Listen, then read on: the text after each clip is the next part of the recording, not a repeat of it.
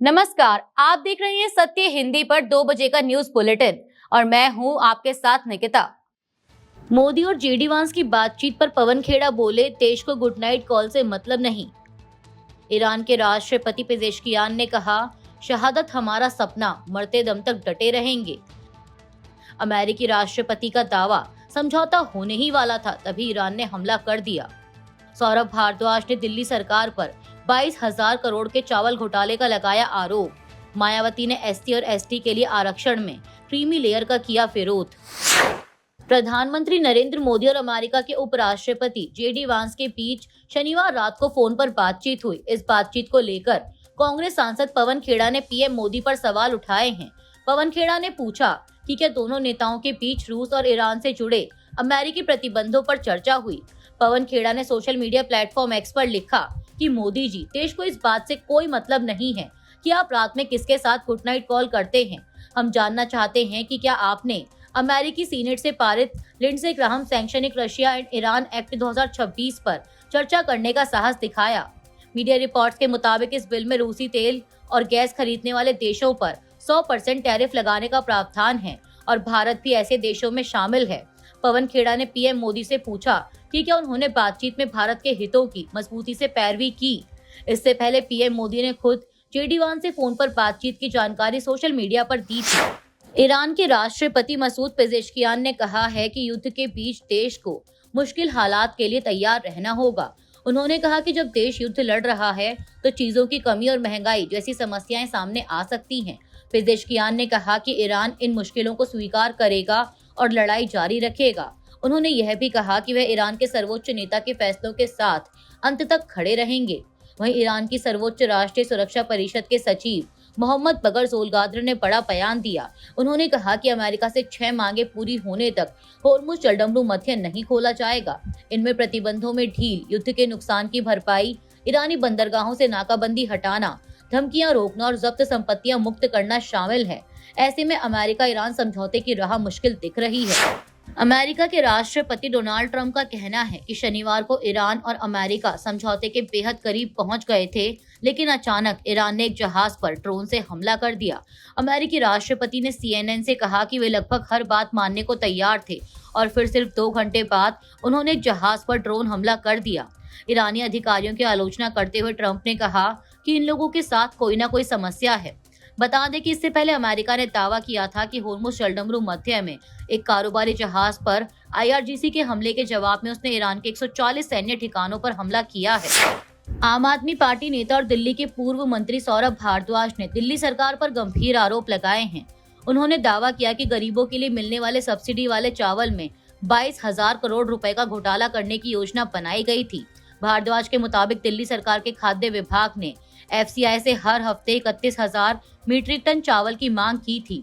यह चावल असम की कॉरपोरेशन के जरिए दिल्ली में गरीबों में बांटा जाना था, लेकिन आरोप है कि चावल गरीबों तक पहुंचने की बजाय हरियाणा की एक निजी कंपनी को मुनाफे पर बेच दिया गया।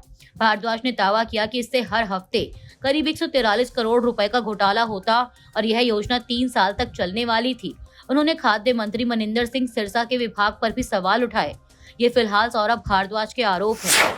बीएसपी प्रमुख मायावती ने एससी और एसटी के आरक्षण में क्रीमी लेयर के कॉन्सेप्ट का विरोध किया है। उन्होंने कहा कि आरक्षण सिर्फ आर्थिक मदद नहीं बल्कि सामाजिक बदलाव, आर्थिक आजादी और आत्मसम्मान से जुड़ा मुद्दा है।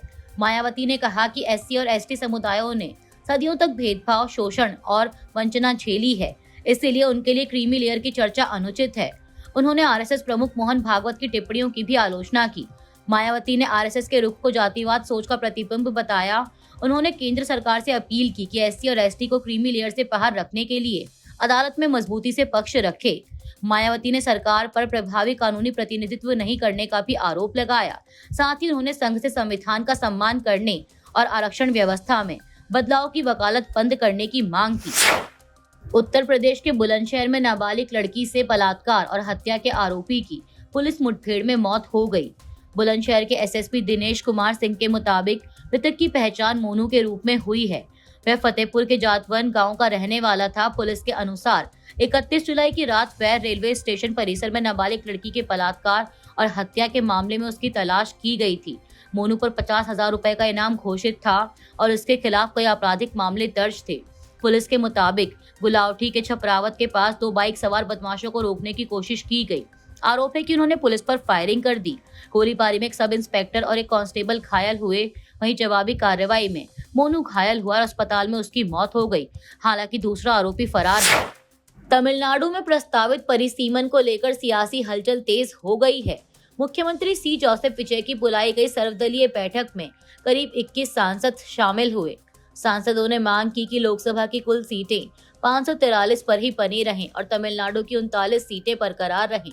कांग्रेस सांसद कार्ति चिदम्बरम ने कहा कि यह मुद्दा पार्टी की राजनीति से ऊपर है और राज्य के संसदीय प्रतिनिधित्व से जुड़ा है। नेताओं का तर्क है कि जनसंख्या नियंत्रण में सफल राज्यों को परिसीमन के जरिए राजनीतिक नुकसान नहीं होना चाहिए। कांग्रेस ने सभी दलों से एकजुट होने की अपील की। हालांकि डीएमके, एआईएडीएमके, पीएमके और डीएमडीके बैठक से दूर रहे।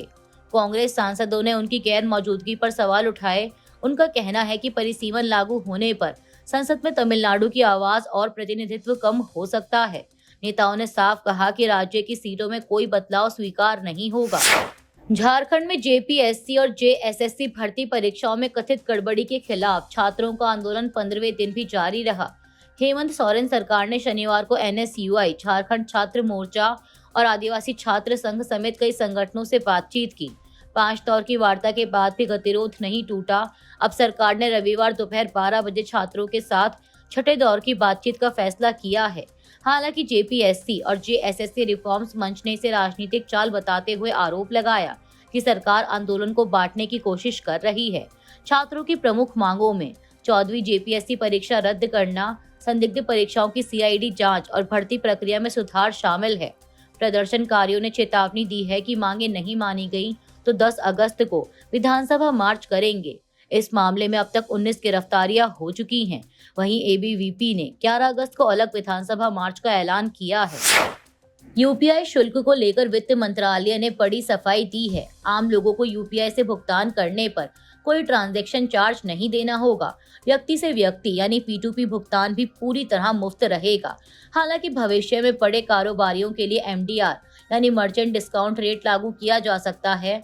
मंत्रालय के मुताबिक यह शुल्क केवल तय सीमा से ऊपर के कुछ कारोबारी लेन देन पर होगा। छोटे दुकानदारों और छोटे कारोबारियों पर इसका असर पड़ने की संभावना कम है। यह सफाई taxation and other laws amendment bill 2026 के बाद आई है। बिल में बैंक और पेमेंट सिस्टम प्रोवाइडर्स को यूपीआई और रुपए भुगतान पर शुल्क लेने का अधिकार देने का प्रस्ताव है। सरकार का कहना है कि यूपीआई का बढ़ता इस्तेमाल एक टिकाऊ वित्तीय मॉडल की मांग करता है। हालांकि एमडीआर की सीमा और दर अभी तय नहीं हुई है। शिरोमणि अकाली दल ने केंद्र सरकार के उस प्रस्ताव का समर्थन किया है जिसमें सभी राज्यों की लोकसभा सीटों में 50% तक समान बढ़ोतरी की बात कही गई है। शनिवार को चंडीगढ़ में पार्टी के वरिष्ठ नेताओं की बैठक हुई। इसके बाद अकाली दल ने महिला आरक्षण और परिसीमन से जुड़े विधेयकों को बिना देरी लागू करने की मांग की। पार्टी अध्यक्ष सुखबीर सिंह बादल ने कहा कि सिख गुरुओं की शिक्षाएं महिलाओं की समानता और अधिकारों की वकालत करती हैं। उन्होंने कहा कि एसजीपीसी पहले ही अपने सदन में महिलाओं के लिए आरक्षण लागू कर उदाहरण पेश कर चुकी है। अकाली दल ने निष्पक्ष और संतुलित परिसीमन की मांग भी की। पार्टी का कहना है कि परिसीमन ऐसा होना चाहिए जिससे सभी राज्यों को बराबर प्रतिनिधित्व मिले। गौरतलब है कि सुखबीर बादल ने शुक्रवार को प्रधानमंत्री नरेंद्र मोदी से मुलाकात की थी। पार्टी का यह रुख पंजाब के आगामी विधानसभा चुनावों के लिहाज से भी अहम माना जा रहा है। शनिवार को प्रयागराज में कांग्रेस नेता और लोकसभा में नेता विपक्ष राहुल गांधी ने छात्रों की गूंज कार्यक्रम को संबोधित किया। केपी ग्राउंड में सीवर का पानी और कीचड़ की चुनौती के बावजूद हजारों छात्र और प्रतियोगी युवा पहुंचे। राहुल गांधी ने अपने भाषण में 3D फॉर्मूला बताया। उन्होंने इसे दर्द, डेटा और दौलत बताया। उन्होंने कहा कि पेपर लीक, भर्ती परीक्षाओं की अनिश्चितता और शिक्षा व्यवस्था की समस्याओं से युवा तनाव में हैं। उन्होंने डिग्रियों की घटती उपयोगिता पर भी सवाल उठाया। राहुल ने 40 करोड़ युवाओं को भारत की सबसे बड़ी ताकत बताते हुए कहा कि युवाओं की क्षमता का सही इस्तेमाल देश की आर्थिक ताकत बन सकता है। वहीं दौलत के मुद्दे पर उन्होंने संसाधनों और रोजगार के असमान वितरण पर सवाल उठाए। छात्रों ने हॉस्टल की बदहाली, परीक्षा में धांधली और बार बार रद्द होती परीक्षाओं की समस्याएं उठाई। कार्यक्रम से पहले अनुमति और सीवर के पानी को लेकर विवाद भी बना हुआ था। हालांकि बाद में अनुमति दे दी गई। फिलहाल के लिए इस बुलेटिन में सिर्फ इतना ही। 6 बजे फिर हाजिर होंगे देश दुनिया की बड़ी खबरों के साथ। तब तक के लिए देखते रहिए सत्य हिंदी। नमस्कार।